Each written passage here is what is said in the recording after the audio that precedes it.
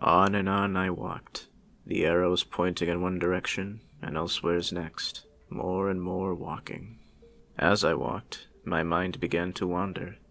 I noticed that I wasn't hunching as much as I used to. I didn't even need to think to command myself, knowing either the sharpshooters were taking a break or non-existent now. I peered through the lines of barbed wire and wooden barricades to see the world around me. It was as ugly as I remembered it, yet it was also different in a stark way. There were no bodies littering the no-man's land between the trenches, no horses, no humans, no tanks even. The land was still covered in craters from artillery, yet there was no gore or blood littering the ground beneath it. The sky was as gray as it had always been, covered in clouds and disguising the sun, so much that not even its shine could be hinted through the looming plumes of gunpowder and recreational tobacco. Any human with half of their sanity would instantly recognize such a sight as the ugliest creation man had ever done to its mother planet. And yet, it was my home, and it was comforting, especially now that bodies didn't litter the ground along with the screaming and glimmering of sharpshooter scopes. It looked almost hospitable. Through such darkness and destruction, I'd had my share of positive memories as well. I recalled the past Christmas, in which there had been a single day of peace, a ceasefire. That was when the Entente's trench was populated by more British than French, when the idea of making peace with the enemy seemed like an inevitability. For that single day there was no war, and the entire idea seemed so pointless. We drank, sang songs as best we could in English. We drank, traded cigarettes for clothes, and food for more tobacco. We drank, and at dusk, it was all over.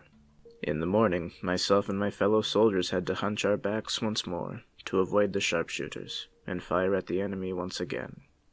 It seemed so strange. I had learned a great many names of our enemies that day. There was a Leonard, a Brian, even a Francois or two. In the morning when I had my sharpshooting rifle, it seemed so hard to kill the men I'd met, especially when the shot had no chance of missing. And so, I didn't. I shot around them, at the corpses in Niemandsland, whatever I could not to get charged with treason. News of my poor sharpshooting skills reached the commander eventually, and I was naturally reassigned soon afterwards. Time passed. Their men were killed in charges, as were ours, and eventually the rosters of men I had met on that fateful day had since left or died, and vice versa. In fact, as far as I could remember, I was all that remained of the group of men I enlisted with. Some died from sharpshooters, others from disease, some tried to run, and I was all that remained. I didn't mind shooting the faces that I didn't recognize now. I was so tired of it all. The war, the death, and mostly my cough. I just wanted to keep myself alive to go home. I didn't know what to, but anything was better than this. I found myself thankful for the time I spent staring at the great beyond. Perhaps soon it would look more attractive. Until then I kept my eyes to the corners, and my feet walking. I also noticed after almost an hour of walking that my illness had subsided drastically. The dark circles surrounding my vision had turned an almost translucent gray, and my lungs felt lighter than feathers. I had all but become accustomed to the wheezing regardless. And most strangely of all, I began to become thankful for the silence. I recalled how mere hours ago I was nearly scared stiff because of the lack of background noise, of gunfire, shouting, and explosions. And yet now I wouldn't wish to hear those sounds again. The lack of any mechanical monsters making themselves present also made for a pleasant change. There was something interesting in owning a trench system all to oneself. It made me feel free. I wish more than anything that it could have stayed that way. Me wandering trench after trench with nothing trying to kill me, and nothing for me to kill. But alas, it wasn't to be. It never was. It started out as a small whiff, and that was enough for me to know immediately. It felt as if a mere waft of the air destroyed the mind, burning the sinuses and ruining the lungs. It was something that every soldier feared, no matter which side. Chlorine gas. I recall that it was an invention on our side, a secret weapon used to clear out score upon score of soldiers in a single wind, and it wasn't long until they did much the same with us. I had seen what it did when one breathed it, or rather, wasn't running fast enough to hide from such a deadly stench. It started with tearing at the eyes, and coughing fiercely, and normally ended with them red-faced on the ground, using their final breaths to beg for their deaths. I needed to act fast. I ran back a small way into the trench that I had been walking across, enough to get the smell out of my nose and mouth, and some time to prepare. I swung my backpack across my tunic and underneath my trench coat looking for my mask. Luckily for me, it always hung at the ready in front. It was my disobedience of the soldier's dress code which caused such an unnecessary panic. Unfastening it from the top of my backpack, I immediately threw it upon my face, only for me to take it off immediately and unfog the eyeglasses with my least dirty finger. Replacing the mask back on my face, I wasted no time in fastening the belts across my neck and head, and turned my head to find that more time had passed than I thought. As I turned around, I noticed a massive plume of white smoke covering the landscape. The trenches and Niemand's Land alike. Though I may have been incorrect in some regard, though my eyesight had improved slightly, the cloudy fog with my wheezing breath against the eyeglasses had returned my sight to its previous weakness. Yet all behind me at once lay a fog as far as the eye could see. Yet indeed it was not, for it was even more of the gas. I was confused yet again as to where the gas had come from. Usually it came in the form of an artillery or grenade. It never just appeared, unless it wasn't from the Entente. Perhaps it was from our own supply. But then who could have activated it? And why? As I had repeated to myself ad nauseum, there was no sense in questioning anything. Just work through it. Make it to Niemand's Land. The lighter. I returned to my feet and reaffixed my backpack to my back, this time over my trench coat for better access. Just before I stood up, however, I came up with another idea, one which perhaps wouldn't do me much good, but just might save my skin, God willing. I unlatched my holster on my right hip on my tunic, and withdrew my bayonet, and clamped it into position on my gewehr. I imagined that if I couldn't see, at the very least I could avoid walking into something that would eat me. If I carried my bayonet outstretched, I'd make sure I got the first stab and shot. And so, I did what I had been doing the entire day. I walked blindly into the unknown territory, which marked certain death, and yet I walked my back straight. I wasn't sure I was capable of hearing any beasts in the immense gas, as my ears were bombarded with the loud wheezing of my breath, confined to the leather mask. Step after step, my rifle with its bayonet outstretched, ready to prod anything in front of me, being or otherwise. The gas rendered me near blind. My only avenue for sight was a mere foot in front of me, yet I kept my eyes trained onto what I thought was the corner of the trench, in search of a sign. And sure enough, there a sign was, pointing in another direction, and then another, and then another. Minute after minute, perhaps even an hour after hour passed by. I had no way to tell time, and I couldn't see the color of the sky through the infinite white abyss. It was much the same as it had been for the past hour, only with a supreme lack of foresight. Time after time I walked into the side of the trench, where my bayonet embedded itself in a piece of barbed wire or rotten wood. Other than that, I kept walking, as I always did. After some time, my fortune once again ran dry, and I was met with my next tribulation. This took me a while to notice, as it took the form of a primarily humming sound, one which I had trained myself to recognize as an artillery falling to the earth. I never paid it much attention at first, as most artillery never made it within the trench, and even if it did, I had no way of dodging it. I couldn't run and I couldn't see. It was only after I heard no explosion for minutes on end, which I imagined that something unnatural was afoot. I didn't imagine it would be fruitful to stop and hide, as the deathly gas around me did much of the hiding for me. Whatever this creature was, and at this point I had all but accepted that it must be, I could only hope that it couldn't see me. I certainly couldn't see it. The humming soon turned to buzzing, like that of a bumblebee, only not as naturally sounding as one might have expected at this point. It was similar to a sound I'd only heard once before in my life, when I was a boy touring the city of Berlin. It was like the sound of a printing press, or rather, the sound which the press made when it rolled sheets from a machine after receiving its ink. I joked to myself if indeed this next mechanical monster was made of news tabloids, it would be one of the easiest beasts I had ever fought. Indeed, I would have taken great pride in defeating such a weak monster anyways. As I continued through trench after trench, line after line, the buzzing got louder and louder. It sounded almost like it was above me through the dense cloud of smoke, not unlike the dogfighters, which would entertain us on occasion. Through the smoke I could see no shadow, no sign that any new beast was upon me, only the infernal buzzing sound, which was now much louder than my already loud respirating. I passed the final corner of a trench to find there was now only one arrow at the edge of it. This was strange because most trenches, if not all, had at least two directions. The only reason this trench would have one arrow pointing in a single direction was that it was the direction where none were meant to go towards, only away from. And there was only one trench line, which one already inside the system wouldn't go into. The entrance to the trench. The Leiter. This was it. My salvation was at hand. After stalking, crouching, hiding, and running, my deliverance would soon be upon me. All I would need to do was charge down this trench, and the ladder leading to the beginning of no man's land would be there. After that, only a dangerous dash across the battlefield into the opposing trench would be next in order, which hopefully wouldn't be interrupted by gunfire, and then a blissful surrender. And after that, well, it didn't matter. All that would matter is that I had escaped the nightmare. I would have survived.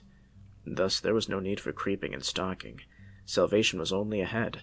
So with little ceremony, I clasped my gewehr as tight as I could until I saw the whites of my knuckles beneath my pale skin, and charged in the singular direction. I bellowed loudly as I charged, my bayonet outstretched as if it were a true bayonet charge, and ran as fast as my legs would carry me. I was elated. I was ecstatic. And then I stopped in my tracks so suddenly, I might have tripped if not for the truly solid ground. As if within the blink of an eye, the chlorine gas was gone. I truly mean that it was in the blink of an eye. There was no wind shift, no hint of it in the air. It was as if it had never existed. I didn't dare take off my mask at first, in fear that it would either blind my eyes, or my crazed mind was playing tricks on me. Yet my curiosity, my damned curiosity, demanded it of me. As such, only for a mere second did I raise the edge of my mask off with my thumb, and allowed my lungs a millisecond of breath in the toxic fumes, to assure my ill brain that I was the one imagining things. And yet I was proven wrong once again.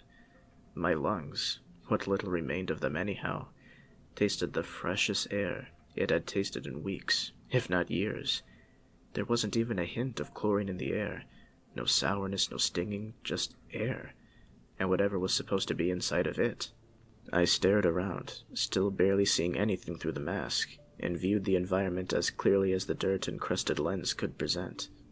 I removed my mask quickly, realizing that it was my ill brain which invented the silly gas in the first place. I might have inquired what else my ill brain invented, yet in truth, the gas had been the least real thing that I'd seen all day. My eyes saw the world clear once again, not bogged by fog, gas, or even the dark circles. It was as if I was gifted new eyes from the good Lord himself, as I noticed specks of dirt where they had not been before, and I saw colors that I hadn't seen in years. I turned once more to the trench that I was walking down, to see if it as well was a figment of my imagination, to meet my final tribulation face to face. Behind a flying figure lay a rickety wooden ladder, the entrance to Niemandsland, and my vessel to freedom. It was so ordinary, so plain, yet to my new eyes it may very well have been paved in gold, and alighted by God. It almost made the figure before it invisible, if not for the putrid smell and monstrous cacophony. The figure didn't captivate me much. Certainly it was frightening, but in sight of my salvation I showed no fear. I did not cower. If I weren't so focused on the ladder, I might have accepted my death. Yet I would not give this bumblebee the satisfaction of ending me. Yes, that is correct. It was a massive bumblebee, the size and width of the trench, and a decent length above. It wasn't yellow or black, or rather the yellow was the color of pulp print, while the black was grayer. The spirals on its abdomen were spinning hypnotically, much like the papers it was based off of. In place of the trademark stinger lay a wooden stick protruding from its abdomen, a jagged bayonet at the tip.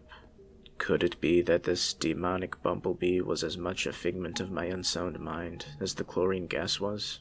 Perhaps. Yet I felt no fear. None in the slightest. My freedom was in sight, and I much preferred to die fighting. Though my eyesight was improved, I did not feel like standing and taking aim. I didn't feel like asking the Lord for another miracle. Perhaps this was a sign that it was time to fight for myself. There was only one scenario which I trusted my combat abilities. Because it was so crude and simple, perhaps even a child could do it. With reckless abandon, I raced towards the buzzing, levitating creature, my bayonet at the ready. The stinging demon charged equally. His propeller-like wings traveled him slowly, but just enough to match my speed. It was like something out of King Arthur or the Middle Ages. It was a joust. Two worthy opponents. One a sickly human with renewed vigor, and the other a mechanical insect with a desire for destruction. My bloodshot and shadowed eyes met his light bulb-like red ones as we inched closer and closer, each running at flying speeds seemingly impossible. For the first time in forever, I felt alive. I felt well. I was doing what I was made to do. I closed my eyes seconds before the two of us impacted, allowing God to decide the winner of this mortal combat, and then kept them closed for many seconds afterwards.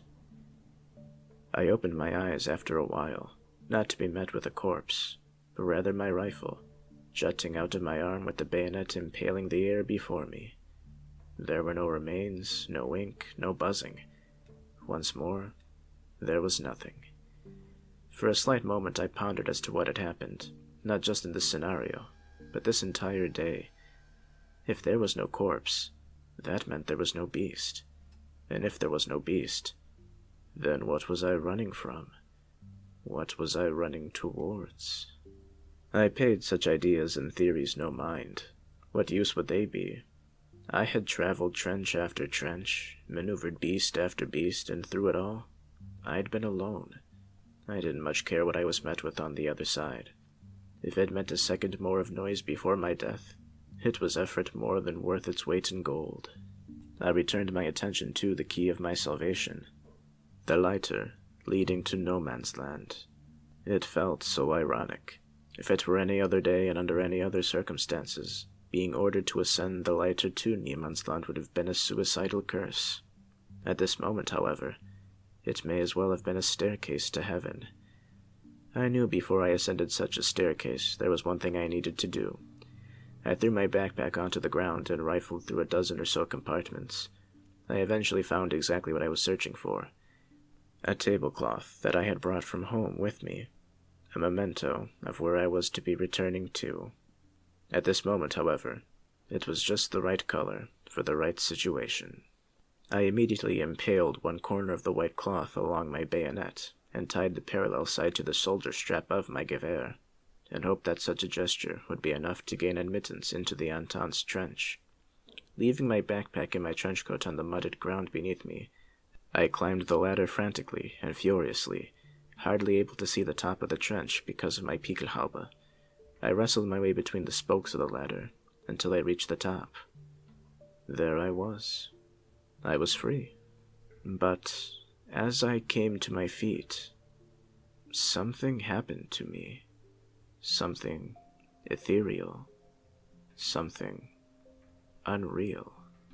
It seemed as if the earth had come crashing down upon me, as if the world which had stopped turning began to turn once more, or perhaps if God had called for an encore of the slaughter which I had been a part of. All at once, I heard sounds I hadn't heard all day, and saw sights I hadn't seen all day. and suddenly the world had come right back to where it belonged, whether I wanted it to or not. Was macht er? I heard a voice scream in my native tongue. Jemand, halt ihn auf! I heard another voice scream even louder. I ignored such tricks.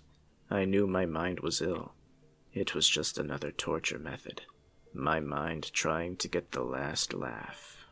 I charged forward, ignoring the pleas and gunshots, turning away from the shiny scopes of the sharpshooters and rifles pointing in my direction. I simply rose my gewehr with the tablecloth to the air, and I was running as fast as I could. I can only describe the feeling I felt in that brief moment as euphoric, the feeling that one could only feel in heaven and not on earth, a feeling of flying, yet one's feet are still firmly planted, a feeling of breathlessness, though the lungs of one burned painfully, and a smile was stuck to one's face through the dirt and blood that covered almost all of it. The whistling sound I heard in my ear alerted me that there appeared to be another demon to slay, a challenge which I welcomed in my aura of godlike strength. The resulting explosion felt absolutely painless, even as it propelled me dozens of feet into the air and launched my gewehr out of sight. I landed in a heap, still feeling as powerful as I had once I realized that it all wasn't real. I was powerful. I would be victorious. Just as I was about to raise myself to my feet, I found myself staring at them, off to the side, trailing blood into a puddle of mud. I labeled such human appendages as useless. I didn't need them to reach salvation. All I needed to do was crawl to the trench. It wasn't even very far away now. Just as I raised my hand to move my body, I heard the very first sound I had heard this day once more. The angelic song which my commander had left to me, perhaps as a final message played throughout the entire environment. It was without question the loudest sound I'd heard that day, and it was without question the most beautiful song I'd ever imagined. I felt a bit sleepy after hearing such a beautiful voice. I imagined that such an opera was meant as a lullaby, one which I happily accepted after such a tiring day.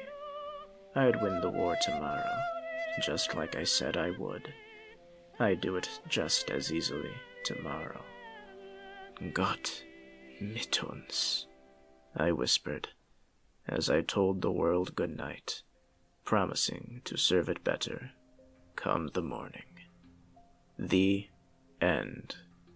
And that was Der Unbekannte Kreig, by yours truly, Kachi Muchi. Ordinarily, I would use this time after the creepypasta narration to describe the parts that I enjoyed most about the story, perhaps enlighten some of the concepts, or at the very least, tell what I disliked about the story. However, being as this is my creepypasta, the very first one that I'd ever written, there is no sense in me having to go through all of that. And so, why not leave a comment below, telling your favorite part of the story, or what you would change had you written it yourself. For those who listened to all 3 parts of my 100th upload and my very first creepypasta, I would like to extend a special thank you. And more importantly, I would like to wish you a Merry Christmas. Thank you very much for listening to this 3-part installment of Kachimuchi's Game and Spooks. If you enjoyed my narration, why not leave a like, comment, or subscribe?